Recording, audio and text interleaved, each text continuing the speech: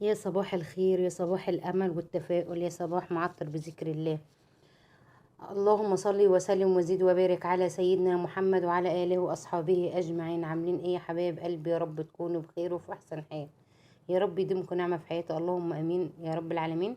انتوا اخواتي في الله، بحبكم في الله جدا.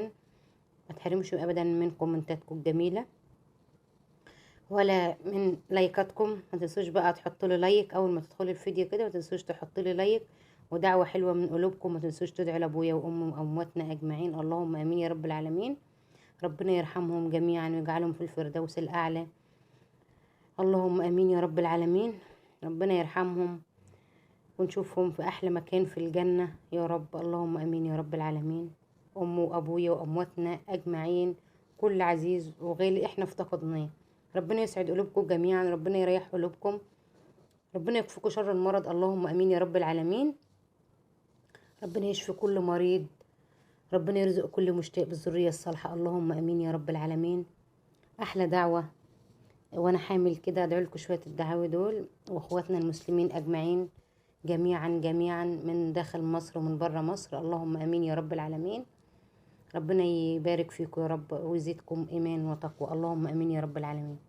تعملي ايه يا ام رهف كده؟ والله يا حبايبي كانت حماتي مبيضة رز. طبعا انا باخد منها الرز احيانا، بنقيه سوا، يعني بنقيه سوا كده ونخزنه، عشان احنا مش بنعمل طبخة بطبخة. لا انا بحب ان انا ايه، اخزنه مرة واحدة كده متنقي. طبعا هي نادت عليا، اصلا انا مش كنت في اليوم ده، كنت تعبانة وكان درس تعبني ومش كنت فاضية، فقلت لها سيبيلي شوية بتوعي وانا هبقى اعملهم. فسابتهم لي وانا ايه، خدتهم منها وطلعت بقى في البلكونه كده، عم فضيت كده ورقت كده من جو الشقه والتنظيف والروتينات والكلام ده كله هيته. قمت الصبح كده وريان نايم، اهم حاجه يبقى ريان نايم، اهم حاجه يبقى ريان نايم. سبته نايم كده وطلعت في البلكونه نظفت نظفته. وطبعا هما مش كانوا مستاهلين يتحطوا في جيركن، حطيتهم في جاردل زي ما انتوا شايفين كده، وغطيت عليهم وحطيتهم في البلكونه في الضله كده في الطراوه عشان مش يبوظ او كده. وبعد كده باخد منه بقى طبخه بطبخه. طبعا دخلت بقى ايه، اللي بصي يا حبايبي الفيديو ده يعني كمالة فيديو تنظيفات اللي في العيد.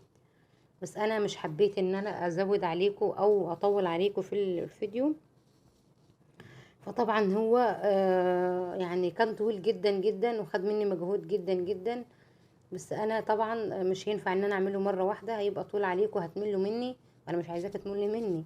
وصلت لعند هنا متنسيش بقى تحط اللايك، ولسه ما اشتركش انا قناه منوعات الغندوره، قناه ام رهف وريان. ان شاء الله باذن الله انا كل شويه بقول هغيرها، بغير الاسم باذن الله اليومين الجايين دول باذن الله. طبعا ربنا يديمكم نعمه في حياتي، معاكم وبيكم مكمله. خليكم معايا كده، ادعموني، عايزه لايكاتكم الحلوه وكومنتاتكم. متنسوش بقى تدعوا لي كده ربنا يقومني بالسلامه ويرزق كل مشتاق بالذريه الصالحه، اللهم امين يا رب العالمين. يكمل لي على خير ويرزق كل مشتاق، اللهم امين يا رب العالمين. والله العظيم مش بعيد عن ربنا اي حاجه، مش بعيد عن ربنا ولا كتير على ربنا اي حاجه في الحياه. اللي نفسه في حاجه ربنا يحققها له، اللهم امين يا رب العالمين.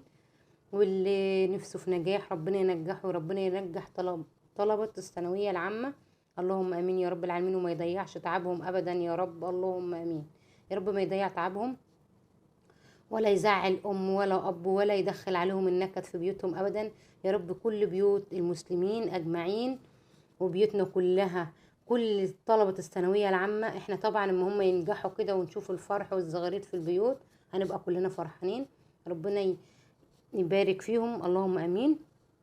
ويدخل عليهم الفرح والهنا والمنى والسعادة وينجحهم أجمعين، وكل نفسه في حاجة ونفسه في مجموع ونفسه في أي حاجة يتمناها تتحقق يا رب، اللهم أمين يا رب العالمين. طبعا أنا إيه بعرض لكم العبايات دي كانت عند أختي، فطبعا حبيت إن أنا إيه أحط المقطع ده إيه في المقطع كده، وأنا إيه بغسل في البلاط الحمام. طبعا هي بتبيع كده ملابس وكلام من ده، وعزكم الله وتبيع أحذية وكلام من ده برضو. فحبيت ان انا انزل لكم المقطع ده كده يعني. دخلت بقى على الحمام، برضو اخدته كده ايه من فوق لتحت من البلاط وكده. طبعا انا على طول يعني بغسله، فببقى اجيبه من فوق كده لتحت، ببقى يعني اعزكم الله بالمقشه مقشه خشنه ولا حاجه اللي هي بتاعه السجاد دي اللي ببقى اغسل بيها. وبعد كده بقى اللي انا طايلاه كده بالسلكه.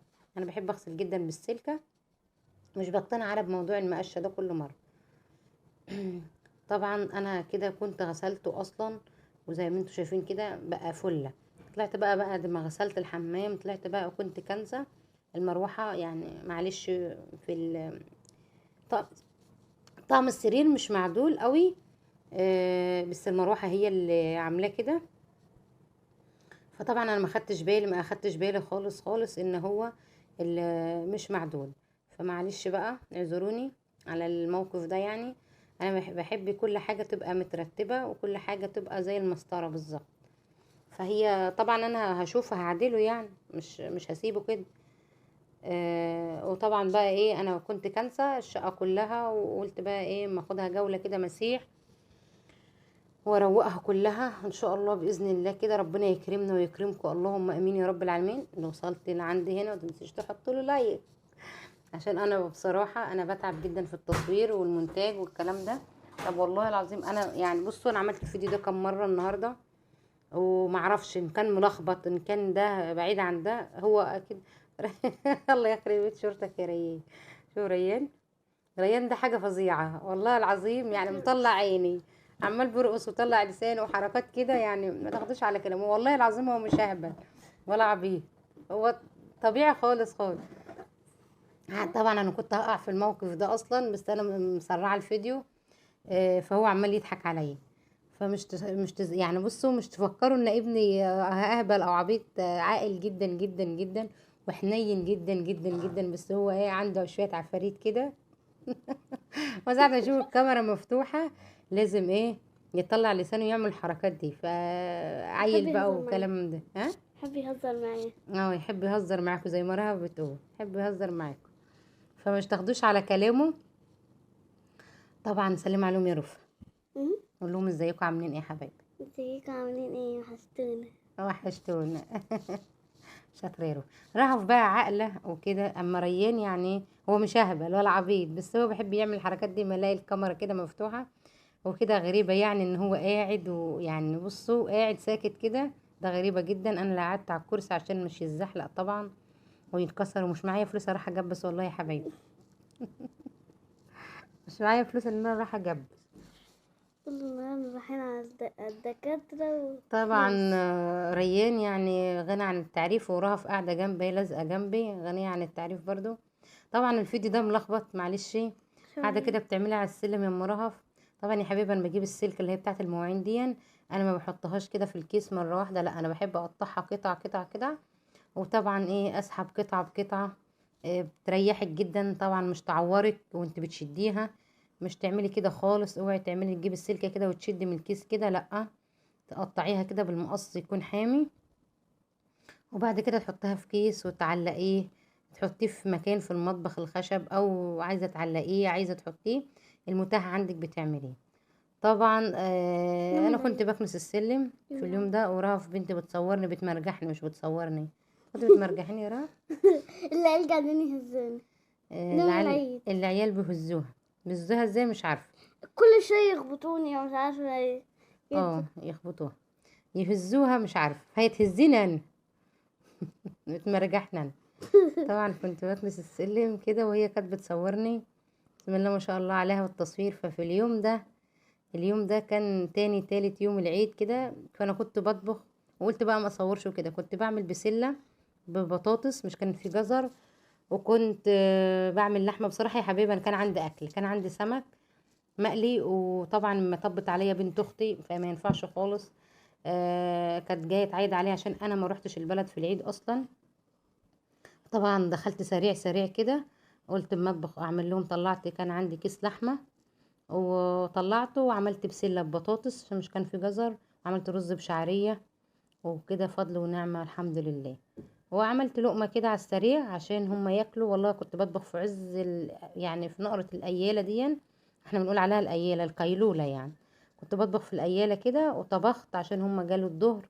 وقلت ايه بقى عين السمك في التلاجة مشي بيوم تاني، بس ايه ما ينفعش ان انا اكلهم اكل باي. فهم دول أكل ولاد عادي. بنت اختي يعني ايه. يعني انا نينة الولاد دي ولاد. انا نيتهم يعني، شفتوا انا تتتهم. بحبكم في الله، يا رب دايما اكون خفيفه على قلبكم، يا رب يدومكم نعمه في حياتي، ما تحرمش منكم ابدا. ما تنسوش بقى تحطوا لي لايك ودعوه حلوه من قلوبكم. اشوفكم واسيبكم في رعايه الله وفي حفظ الرحمن، والسلام عليكم ورحمه الله وبركاته.